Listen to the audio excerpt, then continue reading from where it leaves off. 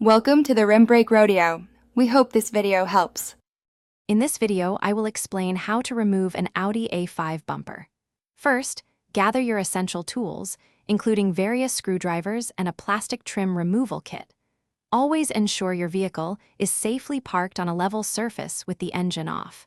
Take a moment to locate all the visible screws and clips that secure the bumper to the car's body. This initial check will save you time later. Now, let's tackle the front bumper. Begin by removing the screws found within the wheel arch liners on both the driver and passenger sides. Next, look underneath the bumper and around the grille area for any additional clips or fasteners that need to be unclipped. Remember to gently disconnect any electrical connectors for fog lights, parking sensors, or other components before fully detaching the bumper. Moving to the rear bumper, the process is quite similar. You'll need to access and remove screws located behind the rear wheel wells. After that, check the underside of the bumper for any remaining clips or fasteners that secure it to the chassis.